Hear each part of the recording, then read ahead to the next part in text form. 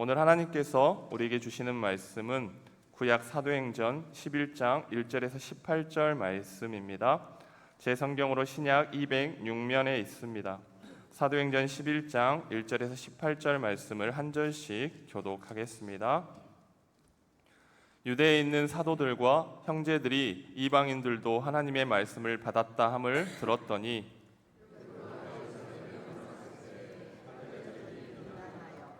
이르되 내가 무할레자의 집에 들어가 함께 먹었다 하니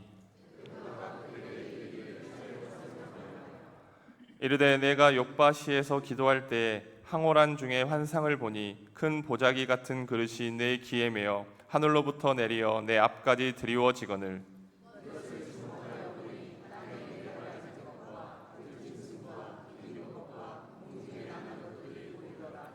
또 들으니 소리 있어 내게 이르되 베드로야 일어나 잡아 먹으라 하거늘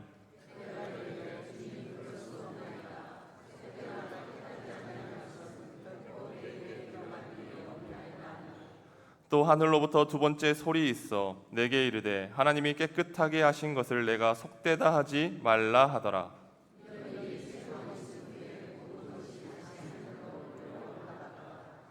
마침 세 사람이 내가 유숙한 집 앞에 서 있으니 가이사랴에서 내게 보낸 사람이라.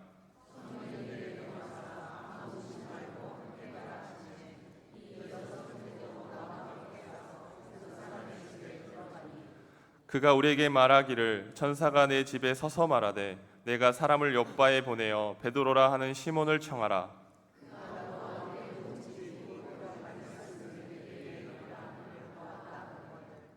내가 말을 시작할 때 성령이 그들에게 임하시기를 처음 우리에게 하신 것과 같이 하는지라.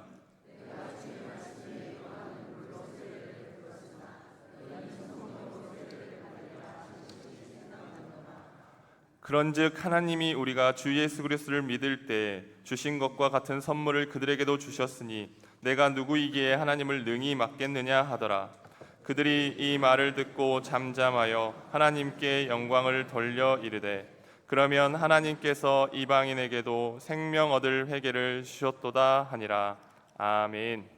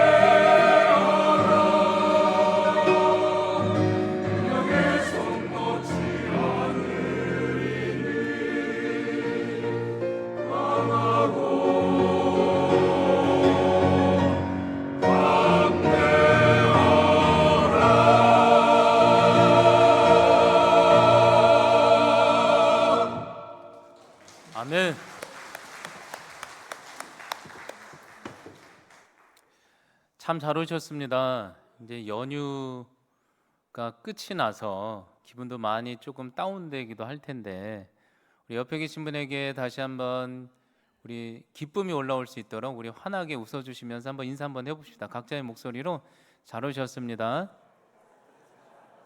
수고하셨습니다. 힘내세요. 알지? 여러 가지 인사를 한번 드려봤으면 좋겠습니다. 다음 주는 새생명 축제를 위한 태신자 작정 주일입니다.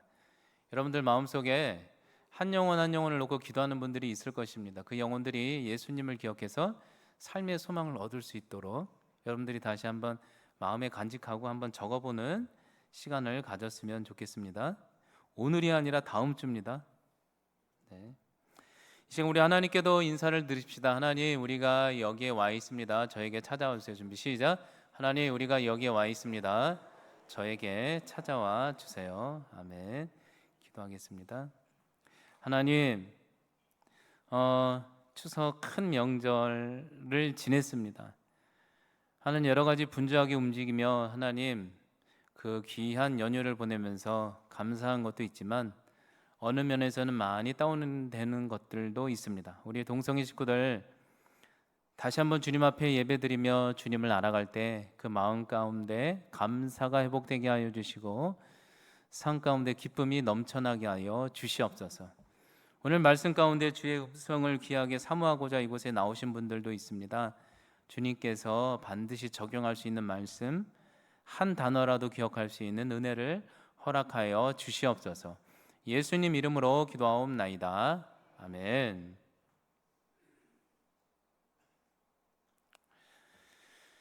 제가 지난번 2주 전에 소개했던 숭덕학사교회의 중고등부 사역을 보다도 면밀히 자세히 소개해 보고자 합니다.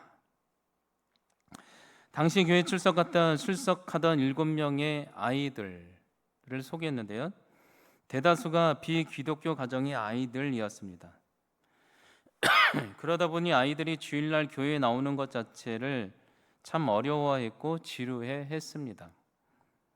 그래서 그때 선생님들과 상의 끝에 한 명의 아이들이라도 놓치지 않고 전도하자는 차원에서 주일 예배 장소를 햄버거집, 떡볶이집, 극장, 공원 등의 장소에서 예배드리자고 그렇게 결정했었습니다. 사실 그 결정은 모든 선생님들이 아이들을 위한 최선의 선택인 것 뿐이었습니다. 지난주에 여기까지 설명해 드렸죠. 여러분은 그런데 하지만 사실 안타깝게도 특이사항은 그때 그 회의에 참석하지 않았던 한 선생님이 같이 사역하던 중고등부 선생님 중에 한 분이 그 다음 주부터 이런 예배의 모습을 보시고는 예배의 거룩함을 크게 훼손하는 것이라며 다른 선생님들을 심하게 비난하기 시작하는 것입니다. 오해가 생긴 거죠.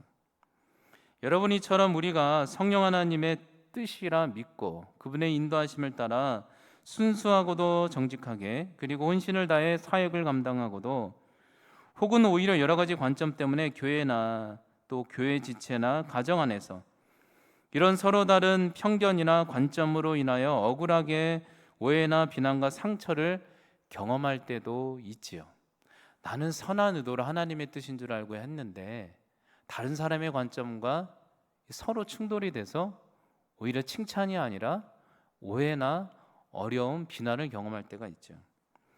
여러분, 과연 이러한 억울한 비난과 상처를 개인적으로 경험했을 때 과연 여러분들은 어떻게 반응하기를 원하십니까? 이럴 때 우리도 똑같이 화라도 내야 될까요?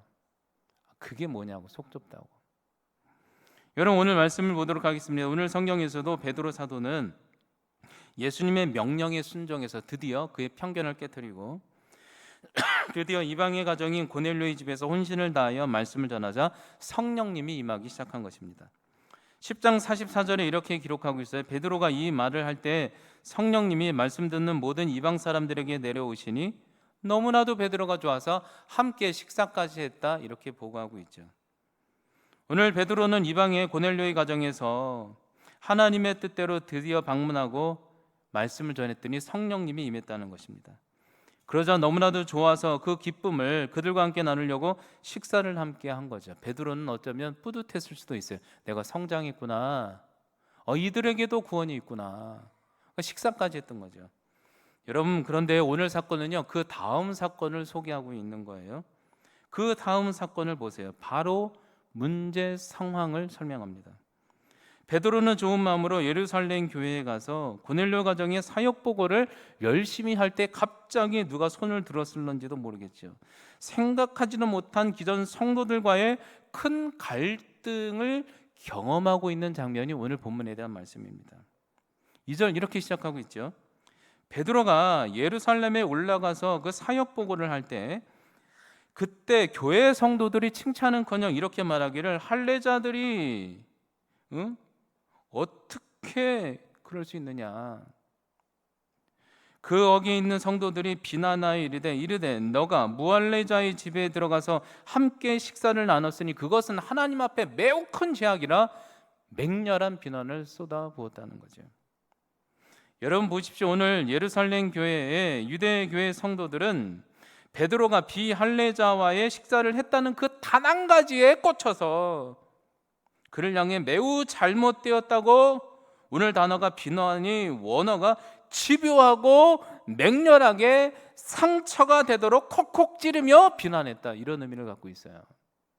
이 단어가 이런 뜻이에요. 그냥 비난이 아니라 맹렬한 비난. 여러분, 오늘 베드로 입장에서 생각해 보십시오. 베드로는요, 본인의 마음을 꺾고 하나님의 뜻대로 혼신을 다해 사역을 감당했는데 예루살렘 교회에 와서 이 얘기를 할 때 오히려 그가 기대했던 건 칭찬이었는데 칭찬이 아니라, 칭찬도 모자란데 오히려 교회 성도들로부터 이런 맹렬한 비난을 경험했을 때 오늘 베드로는 얼마나 짜증나고 속상했을까요? 만약에 제가 베드로라면, 지금의 제가 아니라 한 10년 전 저라면 그냥 교회 떠나버려, 그냥. 쉽지 않았을까요? 여러분, 우리에게도 이러한 상황이 있죠. 교회나 혹은 가정에서 주님의 뜻을 따라 열심히 순종하고 누군가들을 위해, 그 가족 구성원들을 위해 열심히 희생했는데도 불구하고 돌아오는 것은 칭찬이 아니라 누군가로부터, 구성원으로부터의 맹렬한 비난이라면 우리 인생이 얼마나 허무하고 억울할까요? 우리도 같이 그들처럼 못난 모습으로 비난이라도 쏟아부어야 우리 직성이 풀릴까요? 이 문제 어떻게 해결해야 될까요? 여러분, 이 문제를 보기에 앞서서 먼저 또 다른 것을 살펴볼 필요가 있습니다. 여러분, 그렇다면 우리 계속해서 봅시다. 오늘 이렇게 한번 생각해 봅시다. 선한 일을 실천한 베드로를 향해 오늘 유대 출신 그리스도인들은 왜 이렇게 속적해 베드로를 칭찬 한마디만 해주면 좋은데 그냥 비난만 쏟아냈을까?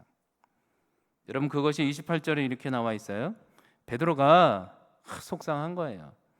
유대인 성도들에게 이르되 나도 유대인으로서 이방인과 교제하여 가까이 하는 것이 지금까지 경험과 조상으로 배운 것으로는 위법인 줄 너희나 나나 그렇게 배웠다. 그렇게 막 하는 거 알겠다. 여러분, 우리가 확인할 수 있죠. 오늘 유대 출신의 그리스도인들이 이렇게 베드로에게 욕했던 것은 지금까지 자신들은 비할례자와 한 번도 식사한 적도 없고 그렇게 경험한 적도 없었으며 전혀 없었기 때문에 하나님의 말씀이나 말씀에 대한 본질은 전혀 고려하지 않고 오직 자신의 경험을 바탕으로만 판단해서, 배운 것으로만 판단해서 베드로를 쉽게 맹렬하게 비난했다는 거죠. 예수 그리스도의 말씀의 본질은 생각하지 않고요, 내 경험상 배운 것으로만 베드로를 쉽게 비난했다는 거죠.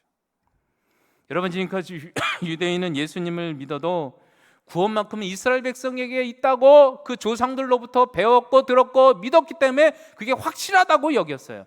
예수님 믿어도 천국은 이스라엘 백성 거야. 이방인들은 지옥의 불쏘시개로 만든 거거든. 그렇게 가르쳤어요. 그런데 이방인과 식사라니, 베드로가 목사님이 식사하고 왔으니 이건 완전히 난리 난 거죠. 여러분, 그런데 한번 생각해 보시기 바랍니다. 한번 생각해 보세요. 과연 우리의 경험보다 예수님이 중요한 거 아닙니까? 예수님도 살아생전에 그들의 조상처럼 이방인과 식사하지 말라고 그렇게 가르쳐 주신 적이 한 번이라도 있었을까요? 질문하지 말아요. 마지막 그분이 올라갈 때 뭐라고 그랬어요? 마태복음 28장 19절에 너희는 가서 이스라엘만 전해요? 모든 족속으로 전해요? 모든 족속으로 가서 복음을 전해라. 여러 번 얘기했는데 신기한 게 내가 요것만 생각하면 성경을 아무리 읽어도 주님이 얘기해도 안 들려요. 듣고 싶은 것만 듣는 거지. 사람 대단해요. 깔때기 이론이라고 철학에서는요, 듣고 싶은 것만 들어요. 여러분 깊이 생각해 볼 필요가 있죠. 그런데요, 제가 이 얘기를 다시 잠깐 나누는 이유는요, 요즘 우리의 삶, 우리 한국 교회, 현대 교회, 한국 교회만이 아니죠, 전 세계적 교회의 성도의 모습은 이런 모습이 과연 사라졌을까 질문해 본다면 모두가 느끼겠지만 아직도 이러한 많은 모습들 때문에 얼마나 많은 문제들이 생기고 있습니까?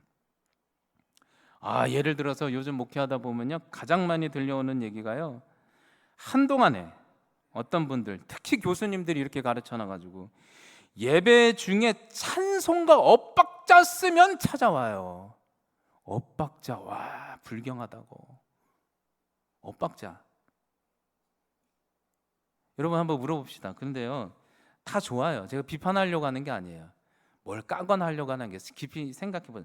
엇박자, 성경 말씀 구절에 엇박자 쓰지 말라는 게 한 구절이라도 있을까요, 없을까요? 모르셔요? 그러니까 한번 생각해 보자는 거예요. 나쁘다는 게 아니에요. 또 이런 구절이 있죠. 또 어떤 분이 이렇게 주장해요. 목사님에게만 축복권이 있어가지고, 축복권이 목사님에게만 있어요. 예배 마지막은 반드시 목회자의 축도로 끝나야 예배의 완성이라고, 이런 거 성경 구절에 있을까요, 없을까요? 저는 개인적으로 좀 있었으면 좋겠어요. 코니가 올라가게. 솔직하게 얘기하면 안타깝게 없어요.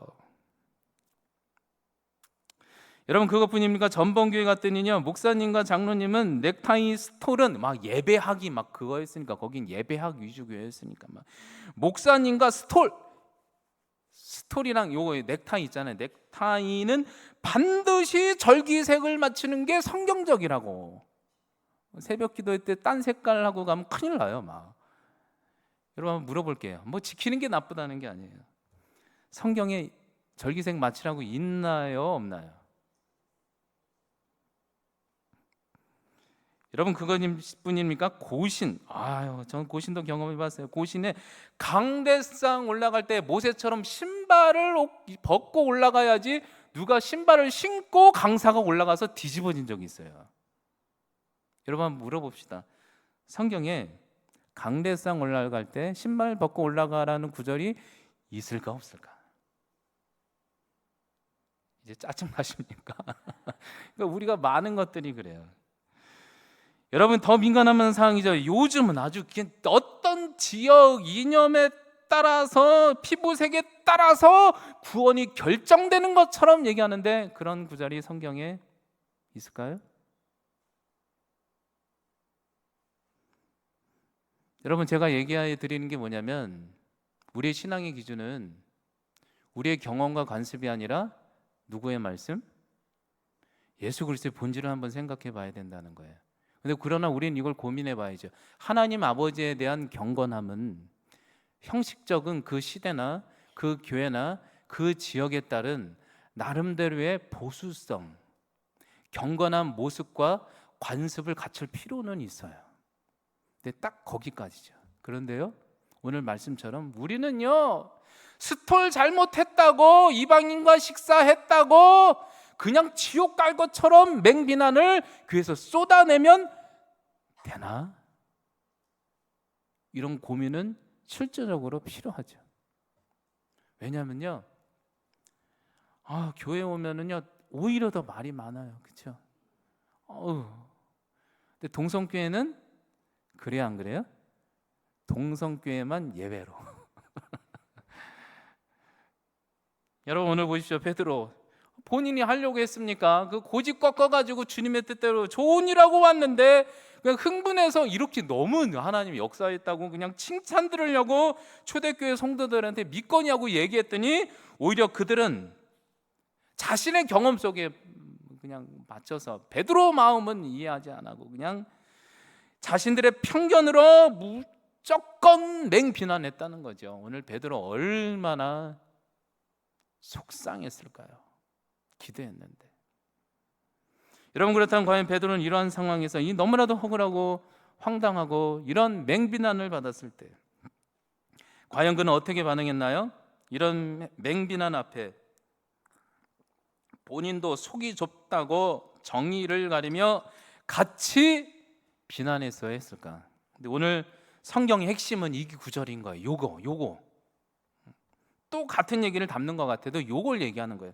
11장 4절에 베드로가 그들에게 얘기하되 속상한데도 불구하고 싸우거나 문제 제기를 하는 것도 아니고 자세히 설명해 주었더라.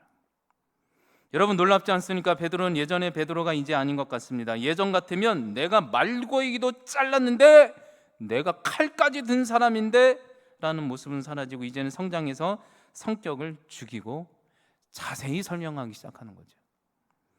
여러분 베드로 입장에서 요빠 가이사랴에서 이방인들과 성령 집회 사역을 하고 막 방언 터뜨렸다는 거 아닙니까? 제가 지난주에 얘기했죠. 방언 터뜨리는 게 쉬운 줄 아십니까? 다 지켜보고 있는데 그러고 열심히 왔는데 교인들이 말하길 이방인들이나 식사나 하고 놀러 다닌다고 천박한 행동이라고 이 얘기한 거 아닙니까?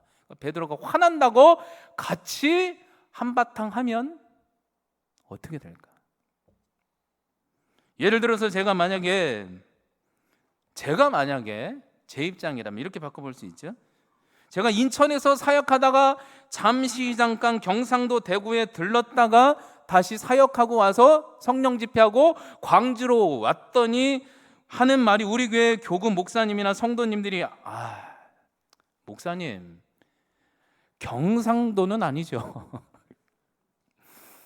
그건 아니죠. 목사님 놀다 오셨죠. 하면 제가 화난다고 한바탕 하면 어떨까? 여러분이 가정 현장에도 그렇게 접목해 볼 수 있죠. 여러분들이 배우자와 자녀를 위해 하나님의 뜻대로 열심히 기도하고 헌신하고 열심히 일했는데도 불구하고 배우자와 자녀가 서로의 가치관이 조금은 틀리다고 도저히 이해가 안 된다며 그럴 수가 있냐고 상처받았다고 여러분들을 비난하고 공격한다면 가정에서 한바탕 하면 어떨까? 여러분 한번 생각해 보시기 바랍니다. 오늘 그런 거 아닙니까? 베드로가 유대인 출신의 교인들에게 실망했고 억울한 비난을 듣는다고 속상해서 같이 비난이라도 쏟아낸다면 오늘 초대교회는 생기기도 전에 어떻게 됐을까요? 풍지박살 났겠죠. 풍지박살. 또 어떤 분은 또 풍지박살 했다고 원래 목사님 그 사자성어로 풍비박산입니다. 따지러 오는 분이 있어요. 하는 얘기예요. 근데 풍지박살이 더 의미가 있으니까 이걸 굳이 또 따지려고 풍지박살 아주 그냥 가정인 교회가. 여러분 근데 오늘 베드로는 놀랍지 않습니까? 이 얘기하려고 하는 거예요. 이런 상황에서 성격 죽이고 자세히 설명했다는 거죠. 여러분 그렇다면 여기서 이제 질문을 던져봐야죠. 어떻게 이럴 수 있었을까 베드로는? 베드로는 이러한 자신이 선한 일을 감당했는데도 불구하고 칭찬을 기대했는데 같은 성도와 지인들, 교인들로부터 가정 식구들로부터 칭찬이 아닌 이런 말도 안 되는 억울한 비난과 오해와 상처를 경험한 그 순간에 어떻게 베드로는 그렇게도 침착하고 부드럽게 그들에게 자세히 설명해 줄 수 있는 마음은 어디서부터 기인된 걸까? 이걸 배워야 되는 거죠. 오늘 베드로는 이런 억울한 이 상처와 같은 상황에 어떻게 이렇게 반응할 수 있는 원동력은 어디서 생겼을까? 조금은 지루하지만 4절부터 17절까지 다 읽어드리고 싶지만 조를까 봐 요약해서 읽어드릴게요. 그래도 길어요. 베드로가 이렇게 얘기하는 거예요. 베드로가 속상한데 그들에게 성격을 죽이고 자세히 설명하여 이르되 내가 요빠시에서 기도할 때 보자기 환상이 내려왔어. 또 하늘로부터 첫 번째, 두 번째, 세 번째 소리가 있어 하나님께서 이르되 너가 과거에 부정하게 생각했던 네발라님 짐승, 기냄 짐승을 하늘에 나는 것 이제는 하나님이 깨끗하게 하신 것을 너가 속되다 하지 말고 잡아먹어라 말씀하시는 거야. 마침 끝에 내가 성령 하나님의 인도하심을 따라 곤열로 가정에 갇힌 보니, 그래서 거기서 성령 하나님이 주시는 그리스도에 대한 말씀을 시작할 때 그들에게도 똑같이 성령님이 임했어. 그런즉 하나님이 성령님을 이방인에게도 주셨고 구원을 주셨는데 내가 누구에게 내 관점으로 하나님의 뜻을 거스를 수 있었겠어? 자세히 설명하는 거죠. 여러분, 제가 이 본문을 좀 길게 읽어드렸는데 느낌이 어때요? 까칠합니까? 그냥 졸렵습니까? 부드럽지 않습니까? 부드럽고 그냥 뭔가 위하는 마음이 담겨있게 자세히 또 사람이 가장 짜증나는 게 뭔지 아세요? 했던 얘기 또 하는 거. 여러분 1부 설교했는데 2부 설교하면 얼마나 고통스러운지 아세요? 아유, 안 한 것처럼 하려면 힘들어요. 그냥 막 졸고 있는데 막 어떤 분은 막 조는 분은 제가 일부러 피해요. 미안해 할까 봐 이렇게.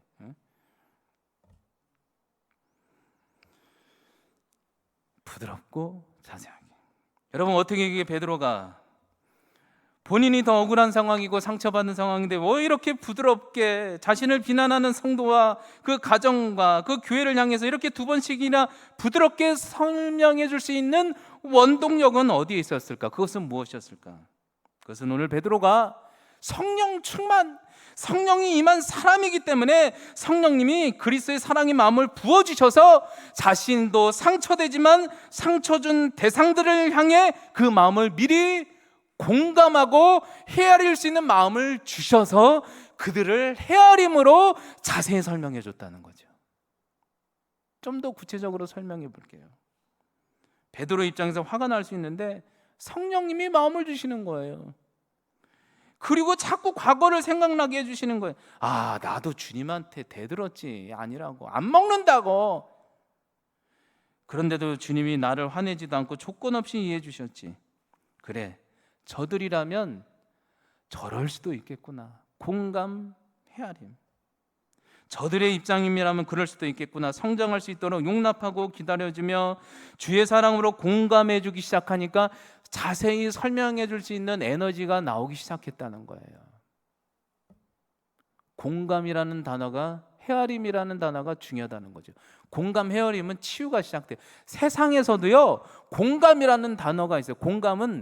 이 공감은 치유가 되니까 돈 주고도 배워요.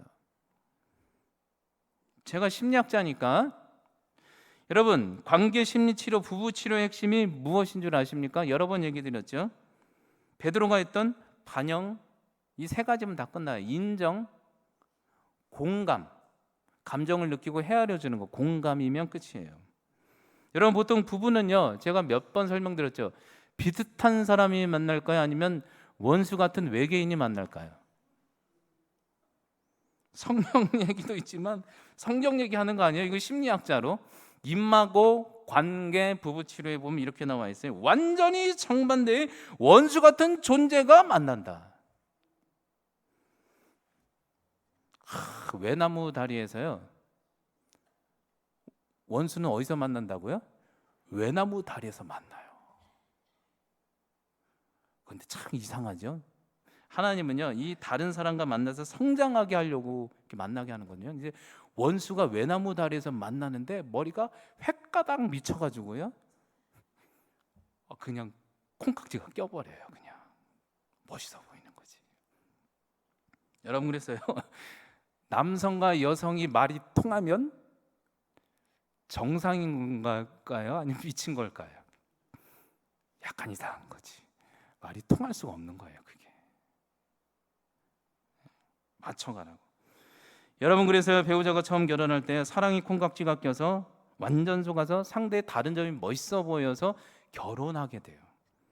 근데요, 과학적으로요 3년간은 유지된대요. 제가 이 얘기를요 상담 강의할 때 했더니 어떤 분이 얘기하는 거예요. 목사님, 아니라고. 3년까지 안 간다고. 1개월 만에 벗겨진다고. 그냥 그런 분도 있을 수 있죠. 그러다 보면 나중에 결혼하면 완전 속았다. 야, 완전 속았다. 어떻게 내가 결혼했지? 나중에 정신 차리는 거지. 거죠. 와, 제가 그런 얘기 듣죠. 안 맞아도 너무 안 맞아서 야, 로또구나. 완전 잘못 골랐구나. 근데 치료의 핵심 뭐라고요? 상대를 향한 비난이 아니라 여기서 뭐라고 가르쳐요? 아, 당신의 입장이라면 헤아림 그럴 수도 있겠군요. 뭐라고요? 아, 당신의 입장이라면 그럴 수도, 한번 따라해 보세요. 아, 당신의 입장이라면 그럴 수도 있겠군요. 요거 여러분 가르치면서 돈 받는 거예요. 이거 유료 강의인데 이거 치료가 된다는 거죠. 뭐 상담소 하면 막 눈물을 흘립니다. 돈 주니까. 여러분, 그런데요, 이론은 좋죠. 이론은 좋아. 이론은 좋아. 이론은. 근데 한번 물어봅시다. 과연 현실 세계에서 인간이 상담소가 아니라 다시 집으로 돌아가서 인간이 이렇게 상대 배우자를 위해 진정 이해하고 기다려주고 공감해 줄 수 있는 사람은 지구상에 과연 존재할까요? 못할까요? 여러분, 드라마에나 있지 인간으로서는 불가능한 거죠. 그 상담사 유명하신 분들 프로필 한번 찾아보세요. 거짓말 아니고 반이 이혼 한 번도 아니고 두세 번씩 했어요. 그런 분들 와서 그냥 책 보고 막 상담받는 거 보면 야, 저 신기해요. 야, 본인도 못하는데 어떻게 저렇게 청년들 너무 놀래네. 큰일 났네. 성장이 좋은 거라는 거죠, 여러분. 여러분, 그런데요, 기억하십시오. 제가 이 얘기를 하는 거예요. 제가 오늘 공감 얘기하는 거 아닙니까? 베드로가 공감, 성령님이 주셔서 공감, 용서, 이해는 솔직히 인간의 단어가 아닙니다. 신적 단어입니다. 이 공감이라는 단어는 사람으로 안 되지만 스가랴 4장 6절 말씀처럼 사람의 힘과 능으로는 안 되지만 오직 나의 영 성령님이 오시면 주님의 사랑으로 가능하느니라. 여러분, 기도하시기 바랍니다. 그런 마음을 달라고 갈등할 때, 가정 안에, 교회 안에. 저나 여러분들도 경험할 거예요. 정말 힘들어요. 이해가 안 돼요. 내 성격 옛날 같았으면 여러 번 그냥 까칠할 뻔했어요. 근데 하나님이 마음을 주시네요. 하나님이 자녀 같은. 야, 너도 옛날에 저랬잖아. 막 생각나게 하셔. 이거 완전 내 생각이 아니지. 나로서는 그럴 수가 없는 거지. 그러면 악령이 쓰이면 서로 막 이상한 말 하는데 성령이 오시면 그냥 부드러워지는 거예요. 아유, 그럴 수도 있지 뭐. 그럴 수도 있지. 아우, 배우자가 속색이고 자녀가 속색여도 오죽하면 나같이 훌륭한 사람한테 저런 사람을 맡겨줬을까 하면서 그냥 눈 한번 딱 감고 한번 공감해 줬는데 그때 막 기적이 일어나는 거예요. 막 변하고 막. 그렇죠? 다 경험해 보셨죠? 아닌 것처럼. 공감, 용서, 이해는 어느 분이 주셔야 되는 거예요? 그래, 생각해봐요. 그게 되겠나, 사람이. 그리스도로 채우시기 바랍니다. 베드로도 보십시오. 화내고 싶었을 거예요. 근데 성령님이 막 깨닫게 해주신 거예요. 야, 나도 3번 주님 앞에 배신했지. 야, 며칠 전에만 해도 그 하나님이 먹으라고 했는데 몇 번 거절했어요. 베드로가 보통이 아니에요. 저는 하나님이 막 천둥치면서 먹어라 그러면 바로 먹었어요. 그게 무서웠어요. 근데 베드로 고집이 세니까 안 돼. 응? 저 같았으면 그냥 다르몽댕이로 하나님 했을 텐데 그냥 먹어. 그랬더니 아니야. 아이, 먹어. 그러니까 그래서 먹은 거 아니에요. 그 느끼면서 얘기하는 거죠. 아유, 나도 그랬는데 저들도 오죽하면 저랬을까. 저들이라면 그럴 수도 있겠다. 이런 공감하는 마음이 생겨서 어떻게 해요? 자세히 설명해 줬더니 갈등이 아니라 화목이 왔다는 거죠. 여러분, 저는 오늘 이 얘기를 해드리고 싶습니다. 여러분들도 오늘 어쩌면 가정 안에서, 교회 안에서 하나님의 뜻대로 최선을 다했는데 오히려 돌아오는 게 오해라, 편견이라면, 관점이 올바르지 않은 것 때문에 우리가 과연 어떻게 해야 될까? 같이 맞대응하며 악령에 쓰이듯 서로 싸워야 할까요? 그게 아니라는 거죠. 옳고 그름을 가리는 거, 이거 다 이게 뭐가 중요합니까? 이게 악령에 씌어서 하는 거예요. 그냥 틀리면 좀 어때? 서로 연약한 지체가 성장할 수 있도록 이해하고 용납하고 공감해 줄 때, 헤아려 줄 때 승리가 있는 것처럼 성령 하나님 내게 찾아와 주셔서 그런 좋은 마음 달라고 기도함으로 그런 헤아릴 수 있는 마음, 공감의 마음이 생겨서 여러분의 가정과 교회, 공동체를 살리고 평화를 누리는 여러분들 되시기 바랍니다. 그랬더니요, 어떤 일이 있었어요? 베드로가 그렇게 공감하기 시작할 때 비로소 공동체 안에 어떤 일이 있었어요? 18절에 그들이 이 부드러운 말을 듣고 비로소 조용히 미안하니까 잠잠해서 하나님께 영광을 돌려 이르되 그러면 하나님께서 이방인에게도 생명 얻는 회개를 주셨도다. 그들이 그렇게 인정했다 얘기하고 있는 거죠. 여러분, 아나무인이던 교회와 가정의 성도들도 베드로가 성령님으로 인해 공감해서 부드럽게 얘기하니까 그리스도의 생명을 이방인에게 주셨구나 이렇게 인정했다는 거죠. 이거 쉽게 말하면 무슨 뜻이냐면 베드로 사도의 그런 부드러운 말에 부드러움은 강한 것도 꺾는다고. 무조건 미안하고 사랑한데 부끄러우니까 말은 못하고 돌려서 그냥 인정하면서 사과하는 거죠. 얼마나 보기 좋은 모습입니까? 여러분들에게도 반드시 이러한 누군가로부터의 진정한 사과를 받는 통쾌한 날이 오리라 믿습니다. 예. 이게 중요한 거죠. 마지막으로 게리 체프맨이 쓴 책 5가지 사랑의 언어라는 책을 아주 짧게 소개하도록 하겠습니다. 그 책을 보면 사랑의 언어 5가지가 나오죠. 5가지의 사랑의 언어에 사람들이 반응한다. 뭐가 더 중요하다 이런 얘기였죠. 첫째, 인정, 공감. 둘째, 함께하는 시간. 셋째, 선물. 넷째, 봉사. 다섯째, 스킨십. 다 중요하죠. 배워서 이렇게 하시기 바랍니다. 근데 그 중에서도 가장 인상 깊은 거, 가장 중요한 건 이거죠. 그 책에도 나와 있죠. 상대를 향한 서로 비난을 시작하면 상처와 위축만 있을 뿐이다, 삶에. 그러나 반면에 서로의 입장에서 그 상황과 감정을 이해해주고 공감해주는 언어를 실천하면 그 안에 사랑과 신뢰가 깊어진다. 맞는 말이죠. 성령님께 공감하는 단어를 달라고 기도하는 여러분들 되시기 바랍니다. 그런 의미에서 우리 중고등부 사역 그 에피소드를 아주 짧게 정리하며 마치겠습니다. 결국 그렇게 주일날 그 예배 때문에 비난하고 공격했던 선생님, 그분이 계셨어요. 근데 다른 선생님과 대화를 나누자고 해서 진지하게 대화를 나누게 되었습니다. 그때 모든 선생님들도 비난했던 그 선생님 입장에서 말을 들어보고 저분이라면 충분히 그럴 수도 있겠구나 깊이 공감하는 시간이 되었습니다.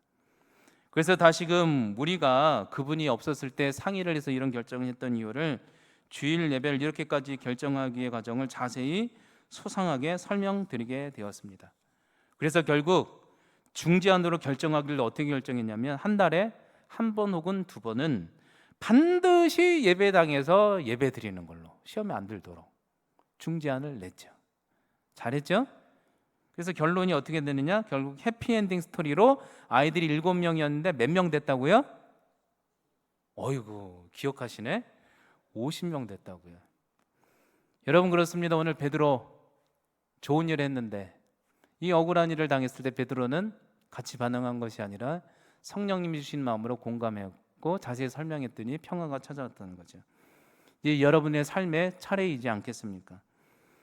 여러분의 가정과 교회 안에 아버지의 뜻대로 열심히 살았는 대로 돌아오는 게 칭찬이 아니라 원망과 비난과 상처일 때가 있죠. 그때 곰곰이 주님 앞에 기도해 보시기 바랍니다.